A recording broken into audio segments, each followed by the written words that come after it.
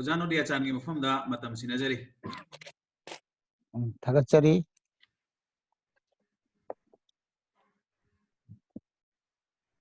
ngasi yamna tanglaba fajaraba matam ekoi coronavirus ki mapani pan thokpa yadraba matam sidaida ekoi Jirebam pastorate ki pastor in charge oibiriba pastor M Bijen Singa ekoi damakta thorang tawbiduna online da Zoom app ta ekoi na cloud meeting gi achaba matam pibi bache thagachari bani loidana ngasigi numit sidaida ayhak pusu isorgi afaba wapau haidoknabagi achaba matam pibiba thagachari aduga loidana asi ekoigi night meeting asida join tawbiriba saruk yabiriba khudingmakpu Prabhu Jesu Christ gi mingda salam tawjari ngasi ayhakna mayamda saruk phangminage haina thorang tawjariba saruk asi ekoi mayamna lam khangminaraba Gospel Book of Matthew Mathina iba afaba wapau gi chapter marigi pada amadagina taramathoi Matthew chapter 4 verse 1 to 11 Jisubu Diabol na thembagi matang duni ihan hanbadadi Bible sastradagi matek asi ay pathok sage mayam isagi Bible leibo ergadi yangminasi pathok pataminasi adudagi Diabol na themnaba Jisubu thawai na lamjau da pukhale amasung ahing nungthil numit nipuni chara helabada mamai thangda ibungo lamlakle amasung athemba mapu aduna laktuna ibungo da haire nangna isorgi machanipa oirabadi nung sing asi tal olu haina yathang piu amasung ibungo na kumlai asi iduna lei tal tana mina hingloi toigumba sung isorgi chindagi tholakpa wahai khuding adutana hingani matung aduda Diabolna ibungo bu asengba saharda pusinduna isor ningna sangi maton tolen dale abhalaga ibungo da hai nangna isorgi machanipa oirabadi chong thajau maramdi iduna lei ibungo mahakna nangi maramda magi dutsingda yathang pibigani amasung nangi nakhong adu nungda thengaidana naba makhoina nangbu makhutna pamkhat pigani Jisuna mangonda hairi amuk su asumna iduna lei nangna Prabhu nangi isorbu chang yang pharoi amukka Diabolna ibungo bu thoidokna wangkraba ching amada pukatuna taibangpangi ningthauleipak punamak amasung makoigi matik mangal adubu ibungo da uhalle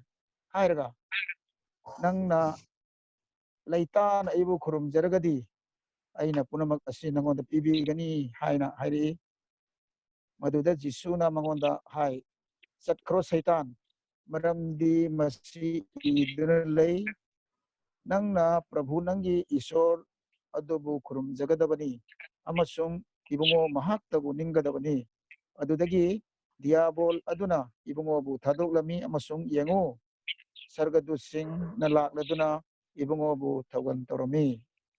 pathokta tamina khraba shastragi asengba wahai tajariba ikoi pumnamki mathakta isorna bor pinabibo isano amen isorgi mafamda changjasi pratana tawsi nungsi thaujana thallaba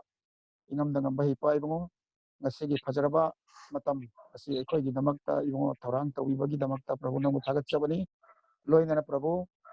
ekoi na mapung pha da boirabasu ibungo nakna pinabiba matam asi ekoi punamaki damakta kanaba hawai gi chinjak marang kaina phangba yananaba amasung ekoi gi damakta borgi masak oiba yananaba ibungo nakna ekoi gi marakta yaubiyo aduga meeting asi ahubadigi aroiba phawbada ibungo nakna chingbiyo haidana nijabani loinana nai ai na haidokpada asoy angam yaudanaba amasung ibungo gi apamba aigi apamba natana ibungo gi apamba aningba adu khakta haidokchaba yananaba ibungo nanai gi sijinabiyo aduga loinana Prabhu ekoi gi damakta ngasigi mapung phaba speaker ibungo na oibiyo nanai gi sijinabiyo haidana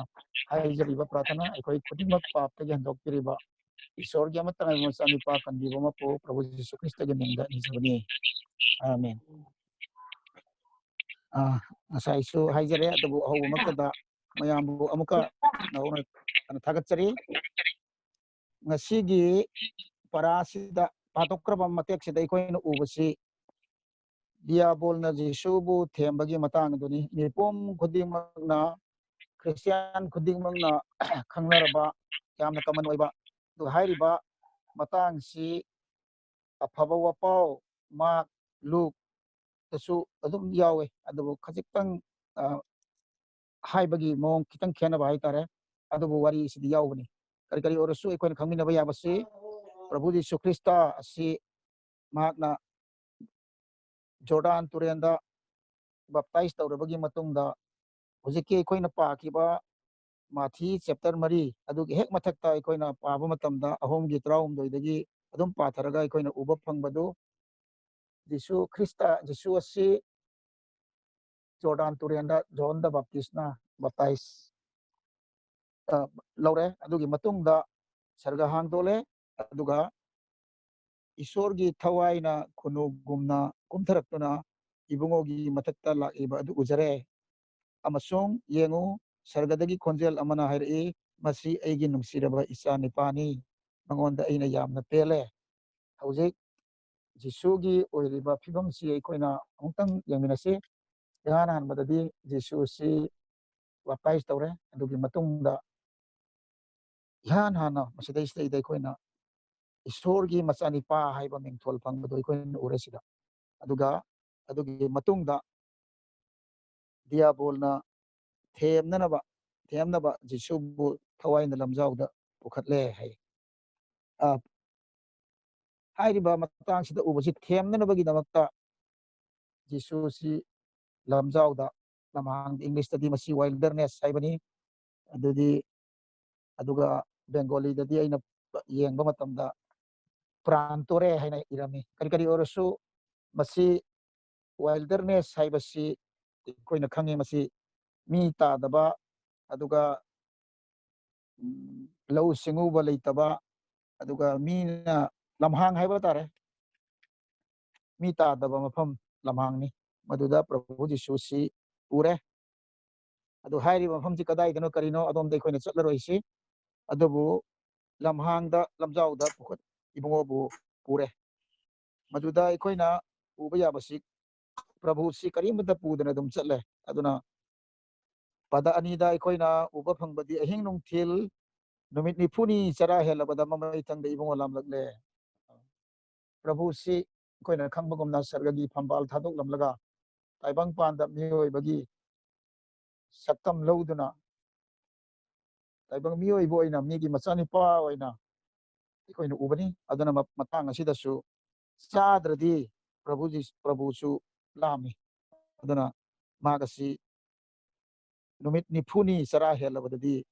इबुंगोसी लामे मखा पद अहुमदुदा अइकोइना येंगबदा अथेंबा मपु अदुना लाक्तुना इबुंगोदा हाइरई नंगना ईश्वरगी मचानिपा ओइरबदी नुंगसिंग असि तल ओलु हाइना याथनपियु अदुना मतंग सिदैदा प्रभु यीशुगी दरकार ओइबा पोतसे करिनो हाइबदी चाद्रमनिना सोले दैदगी मासी चाबगी जिंजाक दरकार लेरे सैतान सी यामना सिंगबनेबा यामना सिंगबा फत्तना सिंगबा हाइतारे अदुना यीशुगी असोनबदो माना उरे अदुना मसिदी इस्लामबनिना कइम लेते अदोइ तारगदी नुंग सिंगसे तन ओलु ओललु हाइना मंगोंदा थेमबा हौरे अदुना अइखोइना थेमबा हाइबसे कइनो हाइसिदैदा याम सांगनादि हाइद्रगसु थेमबा हाइबसिदि इचम चमना इचम चंबा लोंदादा अइखोइना हाइबा तारगदी मीबु करि हाइनि कलक हनबा मीबु मिहो हनबा अदुगा पामहनबा हाइतारेने अदुगुम्बनी अदुना चाक लामदी चाकतु अदुगुम्बा मीदु चाक नत्र करिगुम्बा चापोतसे पीरगा मंगोंदा वारी वाताई साबा नत्र करिमम तौबसे अदुम यादोइनेबा असि मधुनी थेमबा हाइसे अदुना हौजिक प्रभु यीशु ख्रिस्टगी असिगुम्बा चानिंगाई लेतबगी हक्सांगी फिबम सिदैदा मांगना याम सिंगना चानबगी मरमसे लौदुना ꯊꯦꯝꯕ ꯍꯧꯋꯤ ꯑꯗꯨꯗꯁꯨ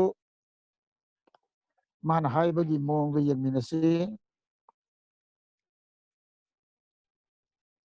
ꯅꯪꯅ ꯏꯁꯣꯔꯒꯤ ꯃꯆꯥꯅꯤꯄꯥ ꯑꯣꯏꯔꯕꯗꯤ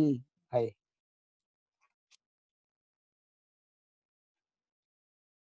ꯅꯨꯡꯁꯤꯡ ꯑꯁꯤ ꯇꯜ ꯑꯣꯜꯂꯨ ꯍꯥꯏꯅ ꯌꯥꯊꯪ ꯄꯤꯌꯨ ꯑꯗꯨꯗ ꯄ꯭ꯔꯚꯨꯅ ꯖꯤꯁꯨꯅ ꯈꯨꯝꯂꯛꯏ ꯑꯁꯤ ꯏꯗꯨꯅ ꯂꯩ ꯇꯜꯇꯅ ꯃꯤꯅ ꯍꯤꯡꯂꯣꯏ ꯀꯩꯒꯨꯝꯕꯁꯨꯡ ꯏꯁꯣꯔꯒꯤ ꯆꯤꯟꯗꯒꯤ ꯊꯣꯛꯂꯛꯄ ꯋꯥꯍꯩ ꯈꯨꯗꯤꯡ ꯑꯗꯨꯇꯅ ꯍꯤꯡꯒꯅꯤ ꯑꯗꯨꯅ ꯄ꯭ꯔꯚꯨ ꯖꯤꯁꯨꯅ ꯃꯇꯥꯡꯁꯤꯗꯩꯗ ꯃꯤꯑꯣꯏꯕꯒꯤ ꯑꯣꯏꯕ ꯋꯥꯈꯜꯂꯣꯟ ꯅꯠꯇ꯭ꯔꯒ ꯃꯁꯥꯒꯤ ꯑꯅꯤꯡꯕ ꯋꯥꯈꯜꯂꯣꯟ ꯅꯠꯇꯅ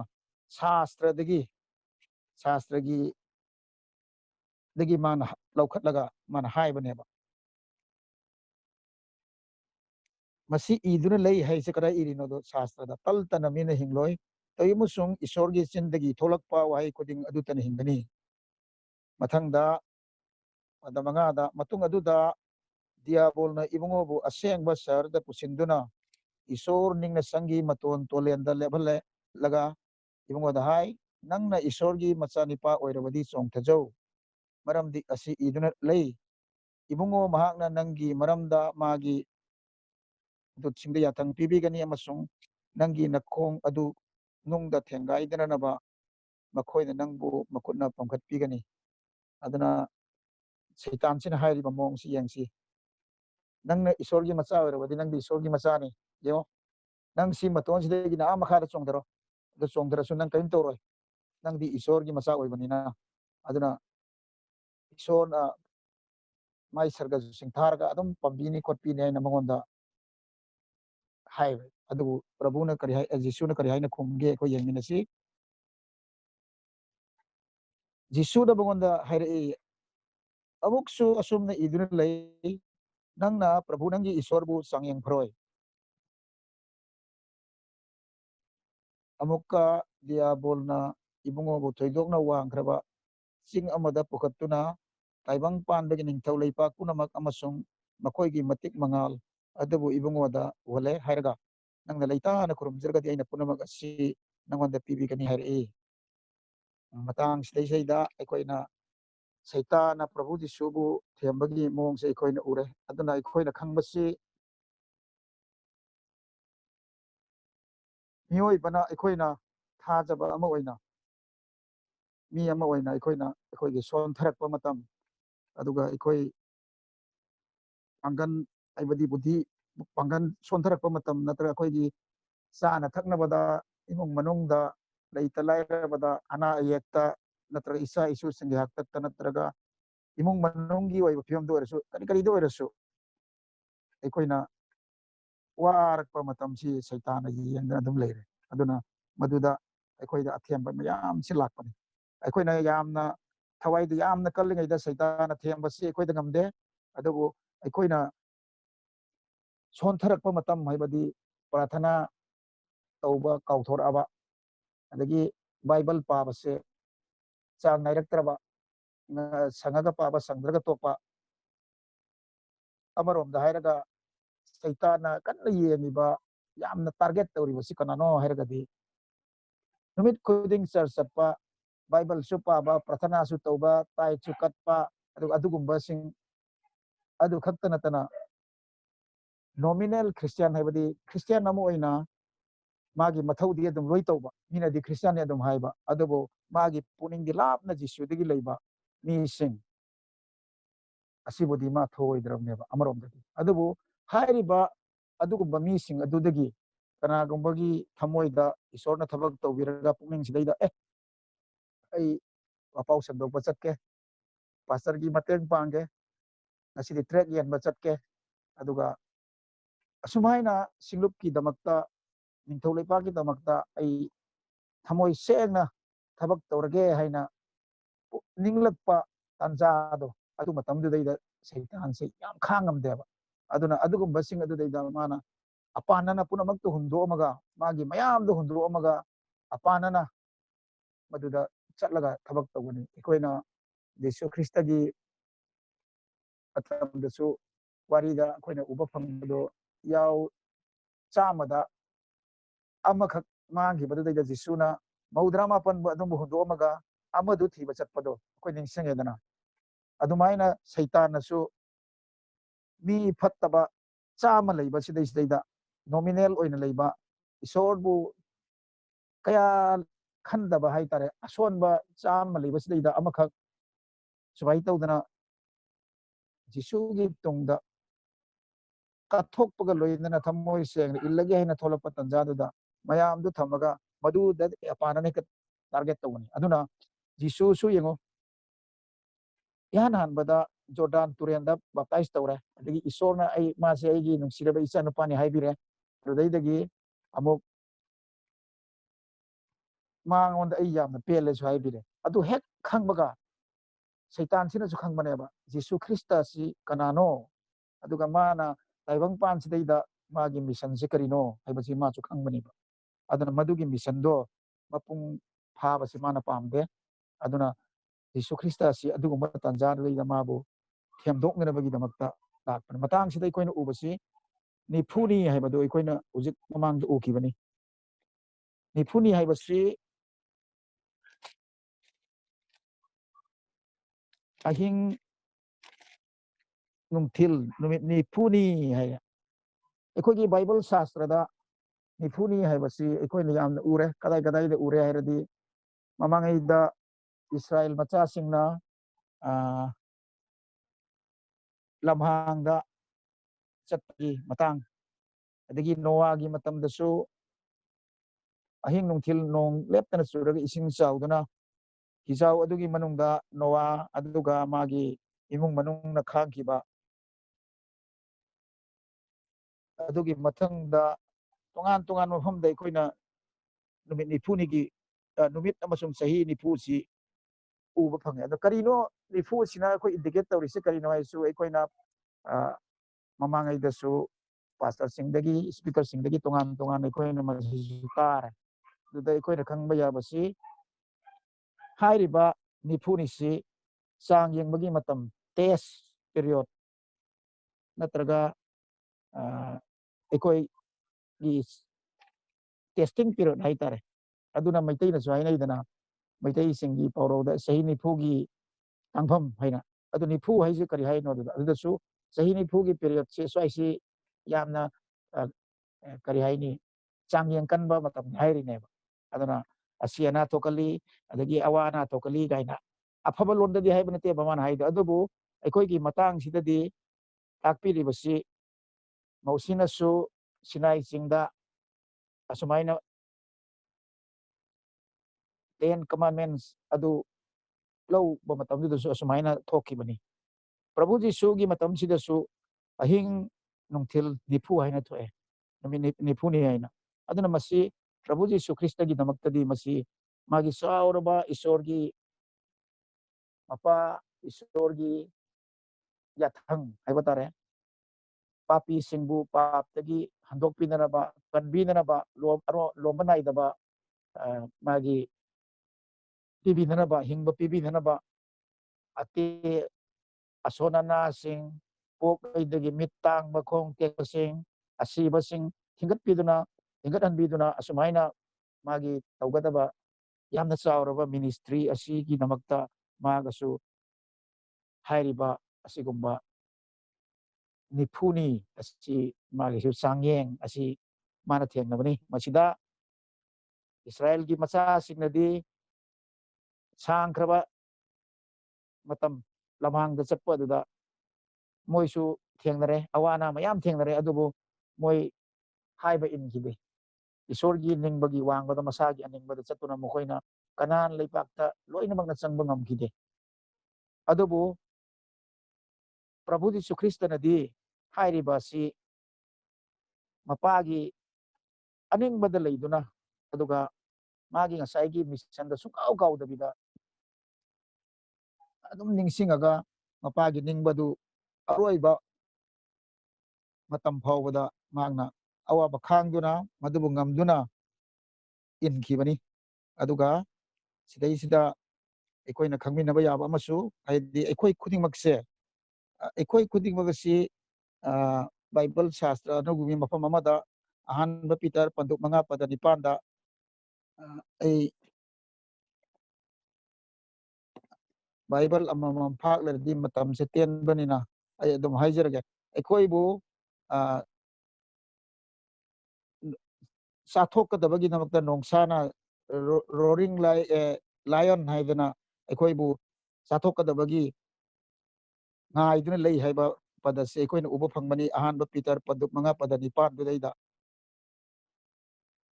Satan like roaring lion haina akoina matek ubudo adu kari kari orasu aikoigi taibang punsi taibang pansida aikoi punsi sa sangge tele aikoina khangi haiba kana sungamde telaba akut atong naiba punsi lambi he salingai sidaida aikoina su asigumba athembase punsi chupna thengnagadawribani amuktang nate aikoina athemba thengnagadawasi Prabhu Jisu Krista da sumunna yengbiyo magi athembase simkhakta nate asina aduna aikoina khangba yabasi athemba haibasidi temptation haiba potsi karino haibasi English ki word temp haiba bhab haibadi adudagi laaga temptation haibasi aikoina noun form ni temptation si aduna themdokpa haisi amuktangi nateba basi kayarak aikoina thenglarga adum laktore pochi choppa thengnadorini aikoi encounter tawdurini si aduna masigi namakta aikoi yamna section ba mathau tai matam amadadi yamna kallaba siglupki thabak yam tawba aduga isorgi thaugalda puning changba kathokpa pamudaba isorgi thabak nibu hairadi isagi punamak thadoktuna chelamba kaya ngasidi ngasigi numita sontharaba mayam leitaba nate aduga loila loinana aikoigi punsida aikoina chap manaba leibasi ngamde amuk soli amuk kalli adumai tawbadudaida isorgi leibaksida aikoina isorgi thogan tawba matam sidaidasu karigumba aikoina sontharak labadi aikoina section si aina sontharak paise masa pharamba yai adubu thawai da aikoina sontharak matamda aikoi section si maramdi saitana nongsagumna ngangduna aikoibu chathokadabagi ngaiduna leiri themdagi ngai leiri mase aikoi ningsingsi aduna matang sidaida aroibagi sarukduda ai pathokcharake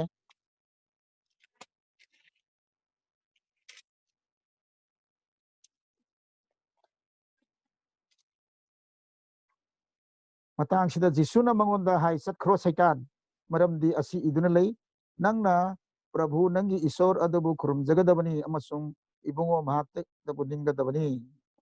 adudagi diabol aduna ibungo bu thadoklami amasung yengu sargadu singna laktuna ibungo bu thaugan torami sidaida temptation Jisuda thembagi mongse yengu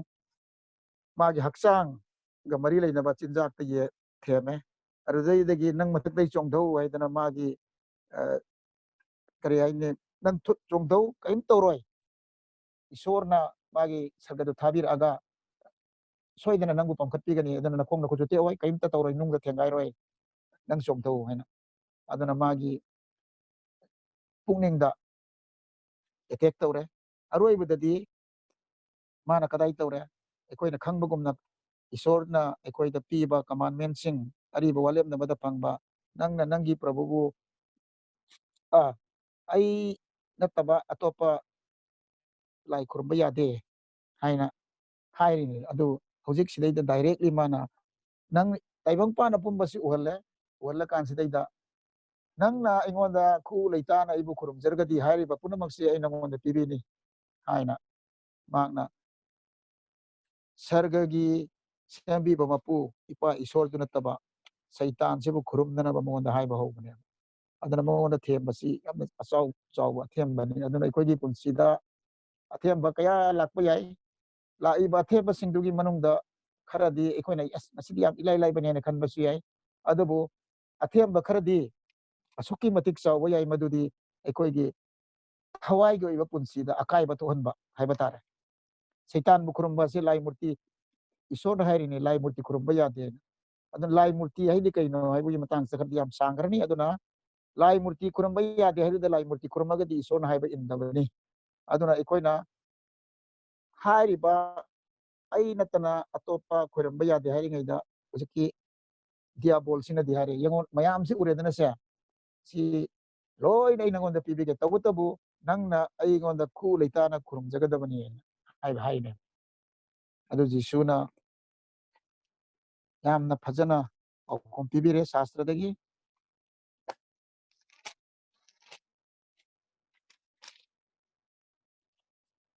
ꯆꯠꯈ꯭ꯔꯣ ꯁꯩꯇꯥꯟ ꯍꯥꯏꯅ aduna seidagi aigi puningda lakpa wakan kharani asi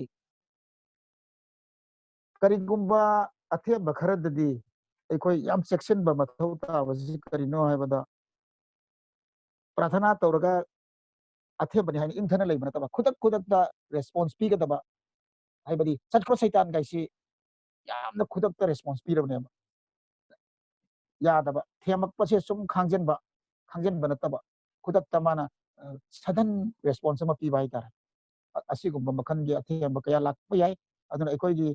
spiritual thawai gi punsi ga mari leina bada soksalat labadi madu aikoi na karmaina nga to kadagi hai basisu asidagi aikoi na ujaba duni adun taibang pan basidai da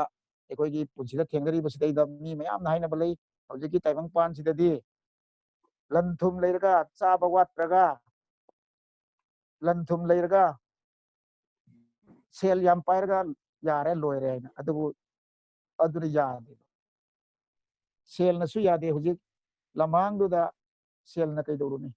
pesa dhamma pare lupa magi jisu gi kutta lupa lakam su pairo kaino leiru do lamang du da leiningai kai da leite aduna mi singna jikan gi mi singna ayamba mi singna khallise pesa bu pairdi yadaba karim leite haina khanbale